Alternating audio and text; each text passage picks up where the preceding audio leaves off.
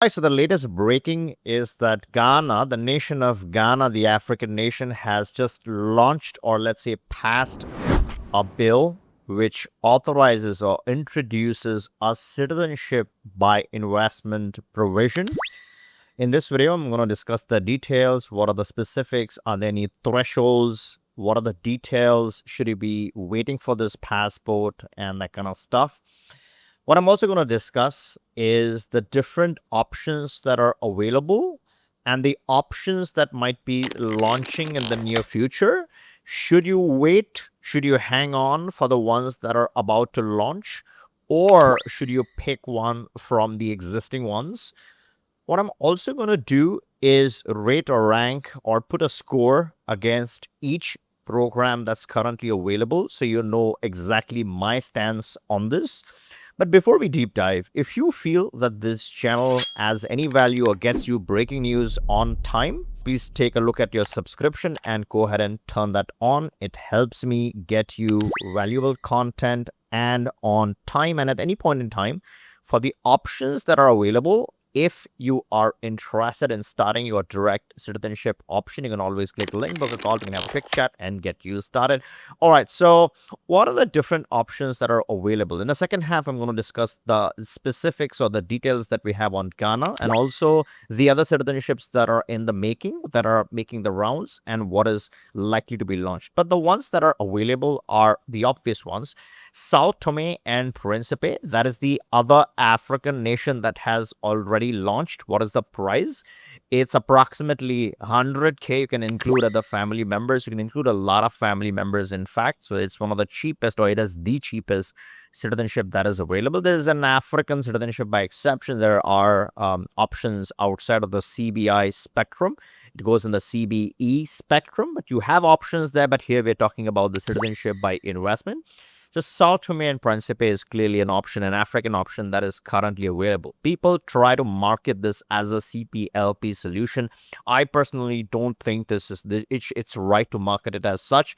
We don't know the results. We don't know how Brazil or Portugal is going to react looking at a Sao Tome Principe passport purchased yesterday. Okay, so use some common sense and then do those things. The second option on this list is the Turkey CBI, the smashing update with Turkey that I've been talking about heavily on this channel. And this was one of the very first channels to introduce or share this news as it broke. The Turkish tax authority has introduced a 20-year tax holiday. So that makes it, or could potentially trigger the zero taxation in your case if you do this correctly for the next 20 years.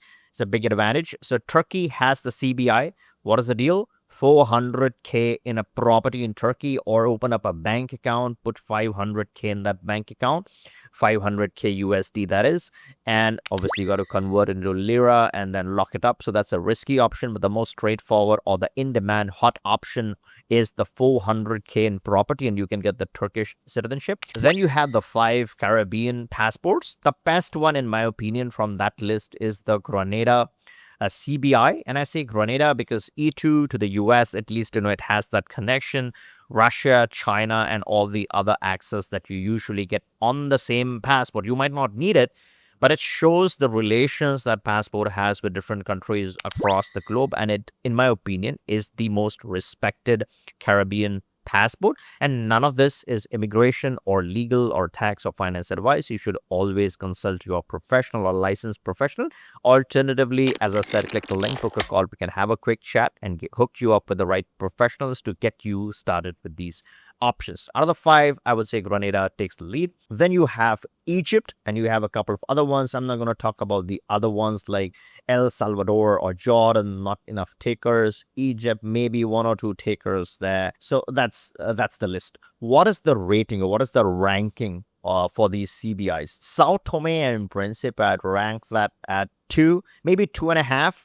And simply because of the CPLP connection, you can try that, test it, see if it works. But because you have that outside chance, I give it a 2.5 in terms of rating. And this is out of 10. So that's what I feel is the worth of the passport. Does it have any visa free? Does it have any other utility? I don't think so. Am I going to get this for travel? No. Am I going to get this to get some residency on top of it? Not really. Only, as I said, Brazil and Portugal experiment can be done. Turkey, after the 20-year tax holiday, I would rate this as 7.5 to 8 out of 10. This is the best option. 100% the best option now in 2026 because of that new change that Turkey has triggered. You can live in Turkey for as much as you want. You're not going to trigger any taxation because it has gotten territorial with that tax holiday for the next 20 years. And even if you want to use that as a tax residency, you have that option. Even if you don't want to use it as a tax residency, it's not going to hurt anything. So that citizenship stock has exponentially climbed up. I would have rated Turkey at number 4 before this rule change. After this rule change, I just think it makes a lot more sense. So I would give it a 8 out of 10. Out of the Caribbean, if I pick a Grenada, then I would rate this at number 5, despite the EU access, because it does have a lot of other disclosure burden that does not work or would not work for most people. But again, I would rate it at 5. Egypt, I would give it a 1. Because kind of information that they ask you upfront, at least I would not be comfortable providing that level of information for this type or such a weak passport. Hardly has any visa-free access. Now, how much do the Caribbean citizenships cost? On an average, 275 to 295 if you're going the donation route with all the fees and stuff like that. If you're doing the real estate, then more closer to 400k or slightly less than that. 375 to 400k is the average. Egypt costs 300k in a property in Egypt, but again, it's a long drawn process. What is the fastest option out of these? Sao Tome and Principe wins. It's only a couple of months to get that passport. Turkey is 8 months. Caribbean is usually typically up to a year or slightly more under certain circumstances. Egypt, I would say more like a year. The two other options, that's Vanuatu and Nauru. Again, Vanuatu clocks in at 60 days in terms of speed. Those are okay-ish options. Again, you can use that for travel, but for banking, again, you got to be careful with options like Vanuatu and Nauru. Now let's just switch gears and come back to Ghana. What is the details? Have they provided the thresholds, the time frames, the launch date? The short and simple answer to that question is nope. No details have been published by the government. We are tracking that. The moment those details are out, if this program is about to launch, then you would be the first one to be notified if you're subscribed to this channel. And so far, just the bill has passed. The president still needs to sign this bill. Hopefully that happens, and then this becomes a rule, and then it's just about the framework, how they define it, when they launch the program, etc. The other program that's on standby is the Argentina CBI program. A lot of work has been done. The government has gone through all the rule changes, all the proposals, and all that kind of fun stuff. They obviously wanted some agencies from outside to design and run this process. Now that process has tanked. So now it's up to Argentina to define its own process, do it in-house and run the process more like Turkey. So far, it's not yet come to fruition. They have not stuck to their original timeframes. So this has obviously gotten delayed. There's a lot of programs that do the talk, right? They say that they want to introduce the CBI, but they actually never end up launching the program. So Argentina, I really doubt it's going to be a while before we see Argentina program live and in action. Ghana, it's a long way away. I would say at least for the next 1 year, I would not take Ghana seriously. There's also Nigeria that's doing the talks. They're talking about a CBI, a passport. A lot of people doing Nigeria would just get this passport for access, permanent access to that region, right? For the resources. They're not really going to use any of these African passports for travel. So in 2026, a couple of questions I would like to answer for you. Should you wait for any of the new programs to launch? The short answer, and again, this is not immigration advice, but the short answer in my opinion is nope, I would not wait if I was looking to do a CBI. What is the number one CBI to consider and to go for? I would say clearly Turkey is the number one CBI to think about to go for, because effectively you can strike this for free.